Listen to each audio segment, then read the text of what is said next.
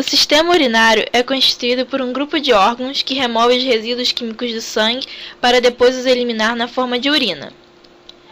Rins é um par de órgãos de aproximadamente 10 centímetros com forma de feijão, localizado na parte posterior da cavidade abdominal.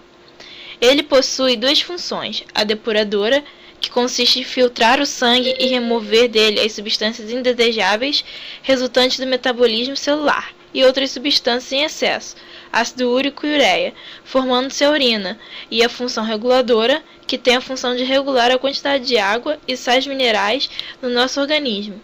O sangue chega aos rins através das artérias renais. O córtex, glândula endócrina que libera hormônios que metabolizam minerais, contém néfrons, estruturas responsáveis pela filtração do sangue. Ureteres são duas vias com 25 centímetros de comprimento. Esses canais conduzem a urina até a bexiga, via movimentos peristálticos. A bexiga é um órgão muscular em forma de balão localizado na cintura pélvica, que armazena a urina até o momento adequado para sua eliminação. Uretra, canal por onde passa a urina da bexiga para o exterior do corpo, e que é mais longo no homem e mais curto na mulher. Cuidados a ter com o sistema urinário. A carne dá origem a produtos de excreção difíceis de destruir pelos rins, ou seja, evitar o consumo de carne, principalmente a vermelha. Não beber líquidos que contenham álcool, porque deterioram os filtros renais. Consumir água em quantidade suficiente, mais ou menos 1,5 litros por dia, ajudando assim o funcionamento dos rins. Beber água serve tanto como prevenção como tratamento para problemas urinários.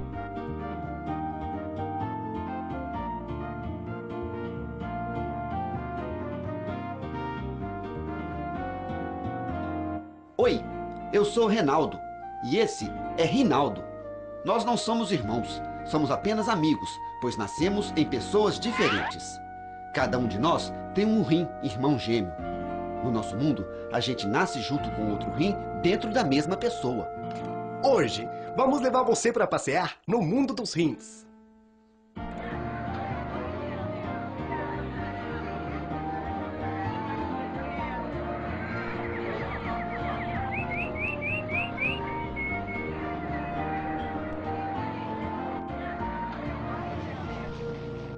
Oi, vocês estão bem? Não, nós nascemos com uma doença de rins. Quase não conseguimos mais filtrar o sangue e jogar fora substâncias ruins. Estamos enjoados, vomitando e precisamos fazer tratamento na clínica. Como vocês descobriram a doença? O campo onde a gente mora estava todo inchado.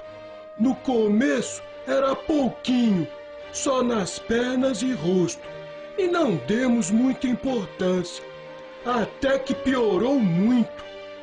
Aí fomos ao médico, que pediu exames, e logo descobriu que a gente estava com nefrite. Foi graças a Nina e a Albi que os médicos descobriram o nosso problema. Eu sou a Nina. A creatinina fico no sangue. Eu sou a Albi, albumina, também conhecida como proteína. Vocês me encontram no exame de urina.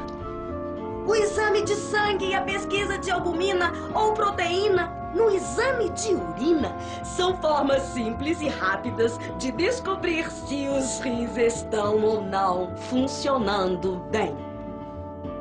São exames importantes para todos e não podem faltar quando se tem pressão alta, diabetes, história de doença renal crônica em familiares, problema de crescimento ou infecção urinária de repetição em crianças. Agora vamos visitar os outros rins que também estão doentes.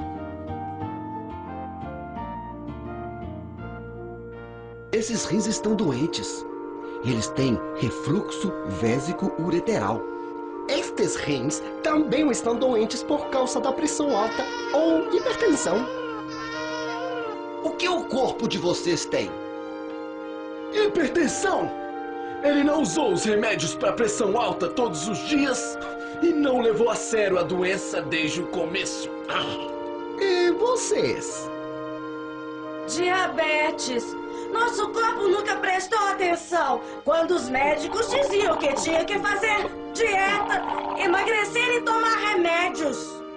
Nós temos doença renal policística. Nosso corpo não quer ter filhos para não passar a doença renal para eles também. E vocês? O que aconteceu? Nós estamos cheios de pedras e isso pode atrapalhar o nosso trabalho.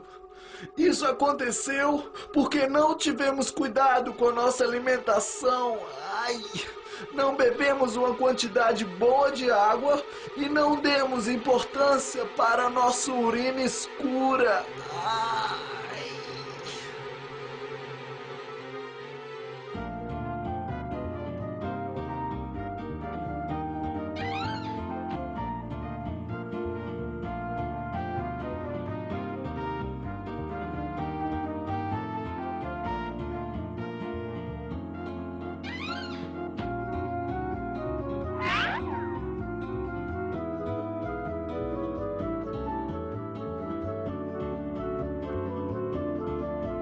Em caso de pressão alta, diabetes, parentes com insuficiência renal, atraso de crescimento, infecção urinária de repetição, sobretudo em crianças, inchaço nas pernas, rosto ou corpo inteiro, palidez, enjoo ou fraqueza sem causa esclarecida, procure um médico. esses podem ser sinais da existência de doença dos rins. Previna-se. Previna-se. Muitas pessoas que sofrem de uma doença renal podem, com o passar do tempo, precisar de uma terapia renal substitutiva. Os avanços da medicina têm possibilitado algumas abordagens de tratamento que suprem funções exercidas pelos rins. Vamos ver algumas orientações para manter o rim saudável e saber como é possível resgatar a qualidade de vida mesmo com uma doença renal crônica. As doenças renais, hoje, constituem, sem dúvida nenhuma, um problema de saúde pública. Porque o número de pessoas que desenvolvem insuficiência dos rins e que necessita de diálise ou de transplante aumenta progressivamente a cada ano. No Brasil, nós temos aí 60 mil pessoas que fazem diálise. Isso significa que em cada 1 milhão de pessoas, nós temos 300 pessoas que fazem diálise. Temos 2 rins no organismo. Eles ficam na região lombar, logo acima da cintura. Em geral, cada rim mede cerca de 10 a 12 centímetros e pesa em torno de 150 gramas. Bem, os rins são órgãos que têm 2 funções principais. Uma que nós conhecemos há muito tempo, que é a função excretora, ou seja, a eliminação de substâncias tóxicas na urina. E outra que é uma noção mais recente, que é a função endócrina, ou seja, o rim produz uma série de hormônios que são extremamente importantes na nossa vida. O rim ainda ajuda a ajustar a quantidade de sangue produzida pela medula óssea, evitando anemia, e a controlar o nível de pressão arterial, fundamental para a saúde do coração. E, finalmente, são os rins que mantêm a saúde dos nossos ossos. Os rins é que conseguem controlar a composição de cálcio e de fósforo, a calcificação dos ossos. São várias as doenças que podem prejudicar os rins, desencadeando a insuficiência renal crônica, que se constitui na perda lenta, progressiva e irreversível da função renal. As principais doenças que acometem os rins são principalmente decorrentes de um lado, doenças sistêmicas, que eu vou citar, e doenças metabólicas, que são principalmente a hipertensão arterial e o diabetes mellitus. São essas as doenças que mais levam à insuficiência renal crônica em grau avançado e que pode necessitar diálise e transplante. Há outras doenças que também podem prejudicar os rins.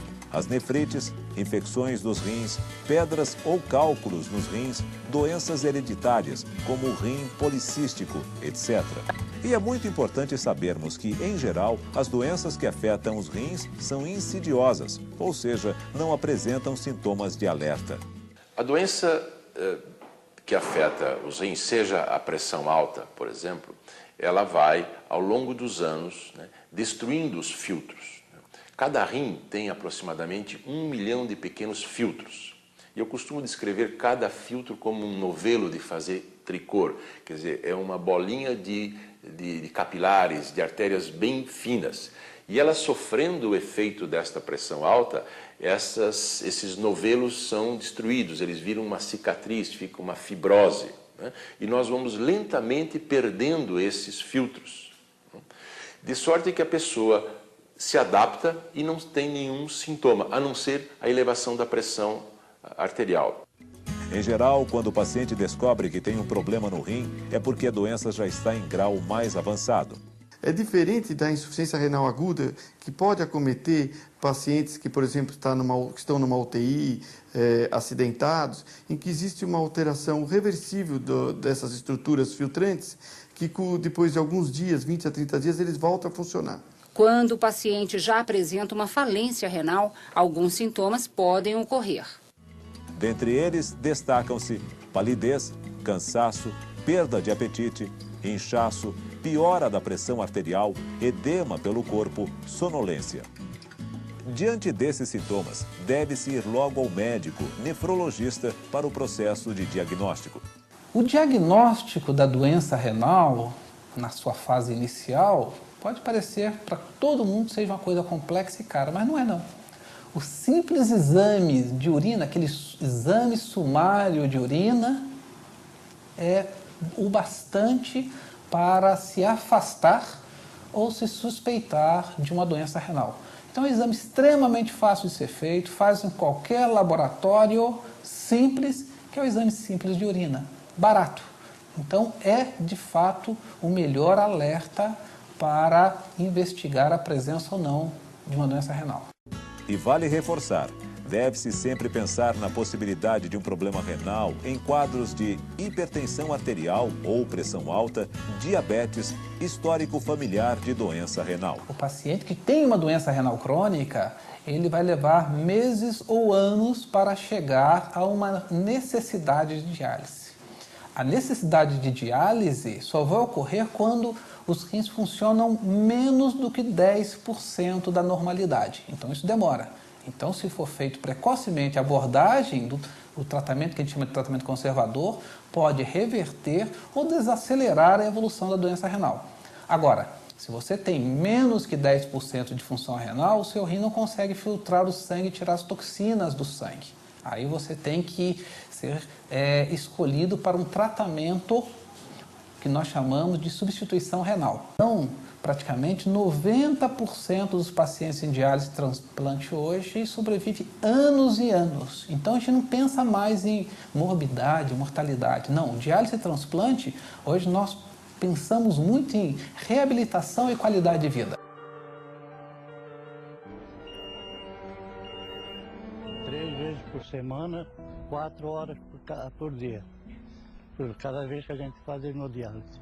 E se não fizer, começa com uma fraqueza, mal-estar, não consegue fazer as suas atividades normais, ela começa a inchar, depois ela começa a ter vômitos, não consegue se alimentar, tudo, vomita, soluços. Finalmente, se ainda nesse período todo não for diagnosticado que ela tinha um problema renal, ela pode entrar em coma ou ter uma parada cardíaca até. A hemodiálise é uma alternativa para quem sofre de insuficiência renal crônica terminal. São pacientes que perderam a atividade do órgão responsável por regular a pressão arterial, eliminar toxinas, controlar a quantidade de água e sal no corpo, entre outras funções. E é esta máquina que salva vidas. São colocadas 2 agulhas, né? Uma onde puxa o sangue, que leva até a máquina, e aqui dentro desse capilar que é feita a hemodiálise. Aqui dentro que é realizada a limpeza do sangue, a retirada de excesso de líquido, e o sangue volta para o paciente pela outra via. A insuficiência renal crônica pode ser consequência de diabetes ou pressão alta, mas também pode aparecer de repente, sem causas definidas. Alguns hábitos, como fazer exames de sangue e de urina periodicamente e beber bastante água, podem diminuir as chances da doença aparecer. Quando o problema se agrava e a hemodiálise vira um caso de vida ou morte, é tarde demais para mudar os costumes. Os pacientes não podem beber água ou qualquer outro líquido. Estar numa festa, numa lanchonete ou numa cafeteria vira um momento complicado. Agora, vamos conhecer melhor o processo de diálise, que cumpre a função excretora que o rim doente perdeu. É um tratamento renal substitutivo que remove as substâncias tóxicas e água acumuladas e retidas em nosso organismo. A hemodiálise é um dos métodos básicos. Normalmente se faz ou em hospitais ou em unidades satélites. Então, são ambientes próximos aos hospitais, que tenha vínculo com o hospital e que permita que o indivíduo frequente esse ambiente periodicamente.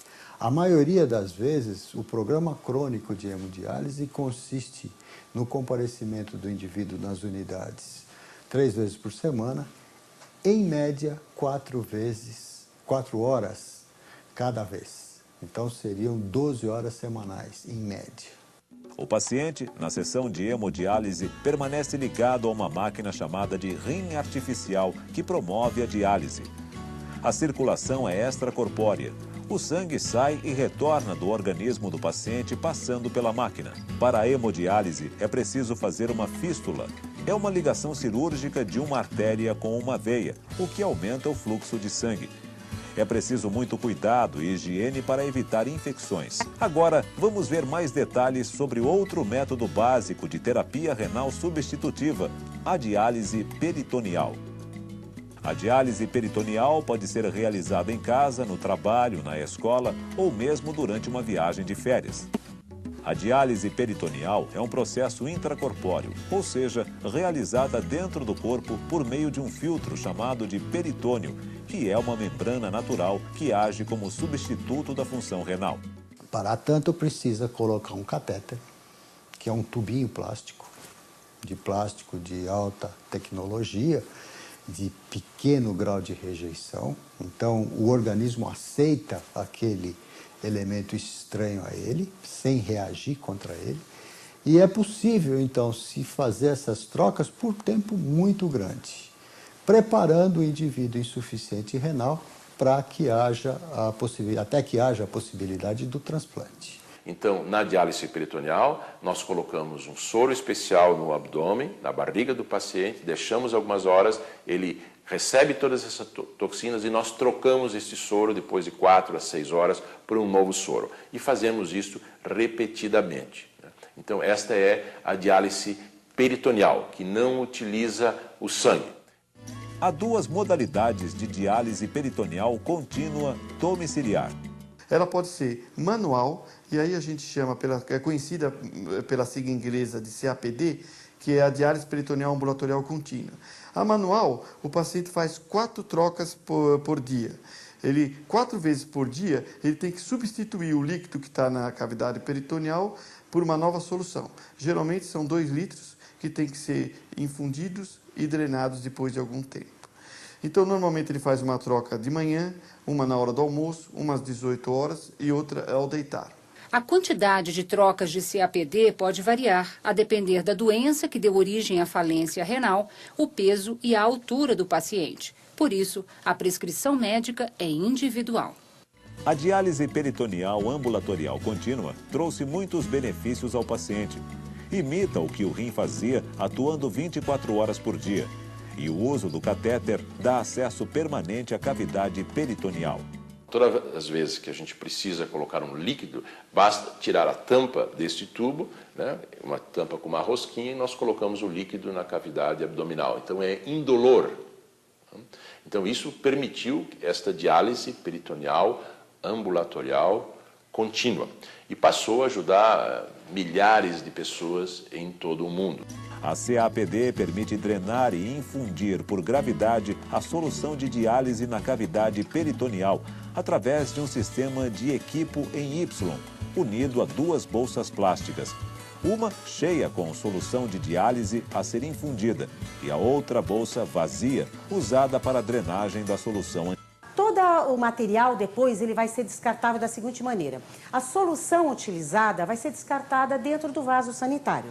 E a solução, e o material plástico, que são as bolsas, e o invólucro dessa bolsa, ele vai ser descartado no lixo comum. Todo paciente, independentemente da idade, ao selecionar esta modalidade de tratamento, deverá ser capacitado e habilitado para fazer o procedimento de trocas de CAPD. Minha avó que me ajuda a ligar na máquina e ela fez o treinamento lá na clínica de diálise. A diálise domiciliar, nós só liberamos o paciente para ir para casa depois de um treinamento muito rigoroso da própria criança ou com o adolescente, quando a criança é maior, ou de algum cuidador, seja pai, mãe, vó. Uma das principais dúvidas do paciente é mesmo em relação à higiene e ao ambiente, o que vale uma orientação. Primeiro, o paciente tem que manter sempre o ambiente onde ele vai fazer as trocas muito limpo, com o ambiente completamente fechado e máscara o tempo todo durante a troca e a lavagem das mãos obrigatório por pelo menos 3 minutos com água e sabão. Isso é uma coisa importantíssima para evitar a contaminação. E outra dúvida frequente é sobre os cuidados a serem tomados com as bolsas. O material da diálise peritoneal domiciliar, ele deve ser guardado em casa, num local seco e limpo para evitar qualquer tipo de contaminação desta solução. A diálise domiciliar ajuda muito a criança e o jovem no convívio social e beneficia também as pessoas mais idosas. É normal, faço de tudo, brinco, jogo bola, vou para a escola, ando de bicicleta. Ajudou os idosos também, que têm dificuldade de locomoção, de ir até um centro de diálise, um hospital, e ficar várias horas sentados numa cadeira ou numa cama, limpando o seu sangue. Então, a diálise peritoneal ambulatorial contínua trouxe todos esses benefícios de qualidade de vida, melhorando a qualidade de vida dessas pessoas. Há ainda um outro método de diálise peritoneal que pode ser feito em casa, que vale a pena conhecermos. E mais recentemente ela teve um avanço maior ainda, né? Agora utilizando uma pequena máquina muito simples, que é a diálise que nós agora chamamos de APD, ou a diálise peritoneal automatizada, que ela é feita durante a noite, né? Então ela tem a vantagem de que o paciente pode chegar à noite à sua casa, conectar-se a esta pequena máquina, que vai colocar este líquido, este soro especial na sua cavidade abdominal, deixar um tempo e a máquina, ela mesma regula o tempo e retira esse líquido sujo com as impurezas e coloca um novo líquido. E ela faz esse processo durante umas 10 ou 12 horas durante a noite, enquanto a pessoa... Na diálise peritoneal automatizada, ou APD, a solução de diálise é apresentada em bolsas plásticas flexíveis de grandes volumes. A grande vantagem da diálise automatizada é que o manuseio é menor. E, em consequência, o risco de uma infecção chamada peritonite, que é uma complicação séria da doença renal crônica em tratamento dialítico, pode ocorrer. A máquina utilizada para a APD é a cicladora, que independe da gravidade. Ela controla automaticamente os ciclos de infusão, permanência e drenagem da solução. Sempre que a pessoa tiver alguma dúvida em relação ao tratamento, à conduta, sempre tentar entrar em contato com o seu médico ou a enfermeira da unidade que estará orientando, né, as devidas providências, o que deverá ser feito. Vale ainda salientar mais alguns cuidados que o paciente e a família devem ter para evitar complicações. O paciente portador de insuficiência renal crônica, ele é mais suscetível a algumas infecções do que um indivíduo que não tem esta patologia, esta doença. Assim, deve-se evitar situações onde ele possa se ferir, possa ser com feridas que podem ser contaminadas, trabalhar ou conviver em ambientes com muita umidade, com falta de ventilação adequadas ou locais que favoreçam o desenvolvimento de doenças pulmonares, por exemplo.